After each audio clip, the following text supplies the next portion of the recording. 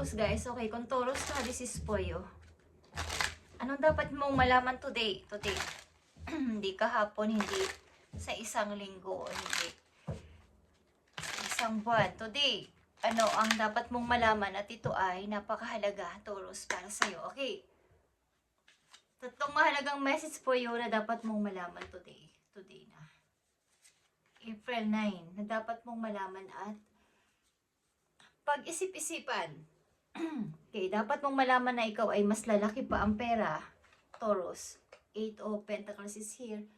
Dapat mong malaman na ikaw ay lalago sa money. Makakapag-ipon ng pera at magiging busy. Okay. So, tingnan natin itong dapat ninyong malaman, guys. Page of Wands. Page of Wands is here. Marami kayong needs, marami kayong gusto, marami kayong kailangan na dapat ninyong bigyan ng pansin today. Okay? Sa inyong kasalukuyan today. Ano ba yung mga dapat kong unahin bukod sa aking mga pinagagagawa? Ano ba yung priority ko? Okay? At nandito ang Six of Wands. Ito ay tuloy-tuloy papunta sa inyong tagumpay, guys. Tuloy-tuloy papuntang forward. May gusto kayong tapusin. Kumbaga, ito ay sa tagumpay ninyo. Happiness na rin ninyo to. At sa tingin niyo is napakalayo. Napakahirap. Kaya ko kaya to? Kaya ko kaya kung sa mga sumasali sa mga marathon, yung mga takbuhan is napakalayo ng finish line. Napakahirap abutin. Parang andun pa sa kabilang bundok. Pero nakikita nyo doon ang pag-asa. Okay, Taurus? Nakikita nyo may liwanag doon. Nakikita nyo may araw doon. Nakikita nyo andun yung inyong gusto. At ano pa to, guys? Long term. Long term na makakasama nyo sa buhay. Long term na magiging inyo habang buhay. Ito man ay trabaho, ito man ay business, ito man ay partner sa buhay. Okay? Yan ang inyong gusto. Na dapat ninyong malaman na kayang-kaya nyo to, guys. Okay? Maaaring pang long-term na relasyon is gusto ninyo yung makakasama ninyo forever. Ilan sa inyo is malayo na ang na-travel? Literal man yan na pagta-travel or yung travel sa buhay. Malayong-malayo na. Kumbaga, tuloy-tuloy kayo. Gusto ninyong mahanap yon, gusto ninyong makita yon balang araw at makuha. Okay? Maaring ilan sa inyo maraming naging karelasyon pero lagi na lang nauuwi sa wala. So tuloy-tuloy lang kayo naghahanap ng kung ano ba talaga. Tingnan natin, Taurus. So kayo ay magiging busy o busy na kayo sa kasalukuyan, guys. Okay, instead of pushing yourself so hard, stop, breathe, and reevaluate. You are done enough. Even if it doesn't feel like it, don't wear yourself out to the point of exhaustion. It's not worth it. Balance your time more wisely. Okay. Kumbaga, the more na kayo ay masyadong nagpupursige, mas pinipressure nyo ang sarili ninyo.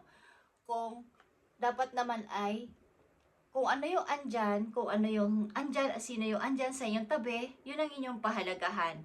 Okay, yun naman ay trabaho, kaibigan, o mga kakilala ninyong bago, sila yung tingnan nyo muna sa ngayon at payaan ninyong si Universe, si God ang magplano about sa inyong gusto na to. Okay? Sapagkat kayo ay nahihirapan din minsan na, baga, ano pang kulang sa akin? Okay, ano pa ba ang kulang sa mga ginagawa ko?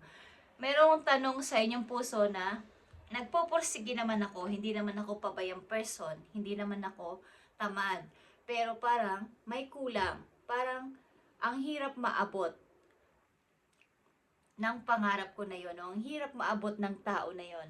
Okay? Ng gusto ko na yon, ng pangarap ko na yon. Sa halip na i-push nyo ang sarili nyo ng sobra-sobra at masyado kayong napipressure is surrendering to the journey, guys. ko sabihin. Pabayaan ninyong ang panahon ang kusa itong magaganap sa inyo, okay? Marami man kayong gusto at may mga gustong maabot sa buhay, is darating at darating yan.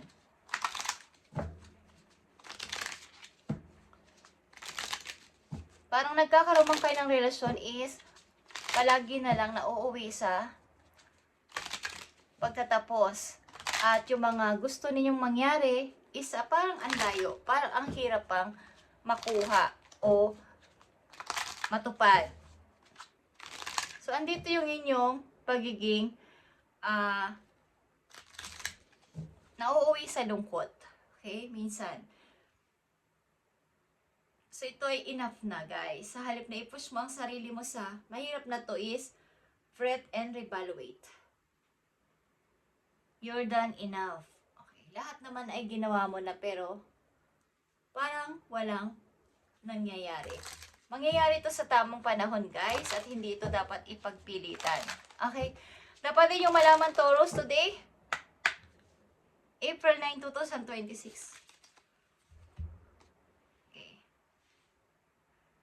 You've got the power. Okay? Meron kang sariling power. Use your abilities to resolve this situation. You can do it.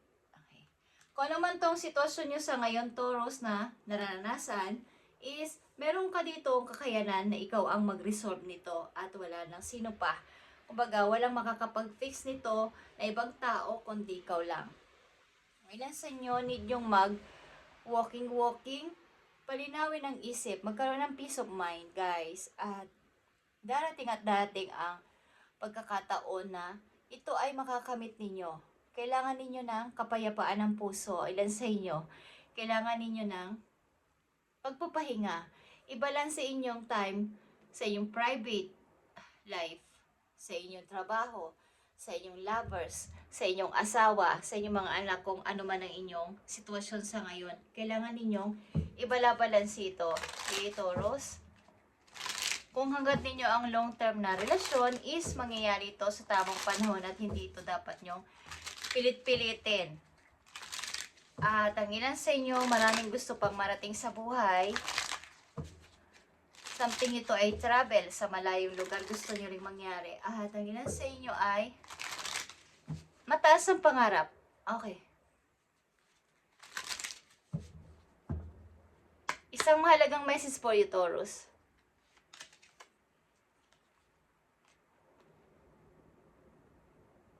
Nandito ang between the lines. Look for what hidden. Okay.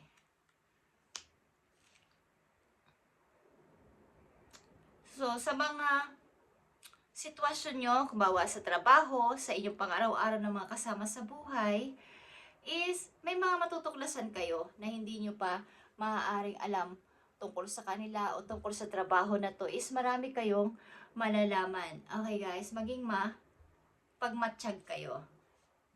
At kayo ay, ilan sa inyo single parent, guys? At may mga responsibilidad sa inyong anak na nasa inyong buhay. Kasama nyo sa bahay, kasama nyo sa buhay. Okay? Kung malayo man o malapit sa inyo is meron kayong sinusustentuhan na anak. Single parent kayo. Single mother man kayo o single father is andun kayo. At ginagawa nyo ang lahat para sa kanila.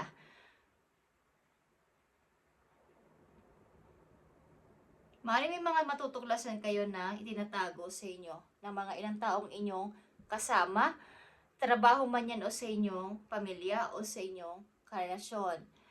Okay, merong, kumbaga,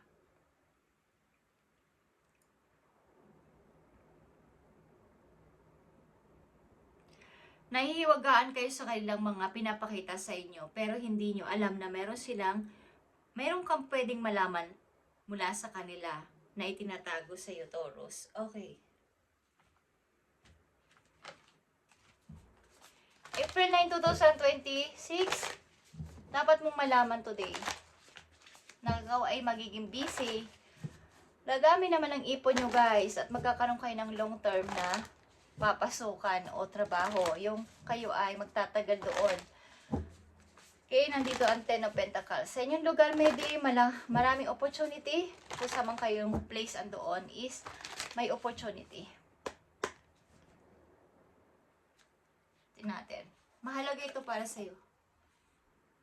Okay guys, faraway places. Kayo ay lalayo o pupunta kayo sa malayong place talaga. Get ready for new horizon. At kayo ay lalayo. Maaaring ito ay paglalakbay gamit ang airplane or sasakyang pandagat. Okay guys, kayo ay lalayo. Kayo ay maglalakbay. At ito yung inyong pangarap.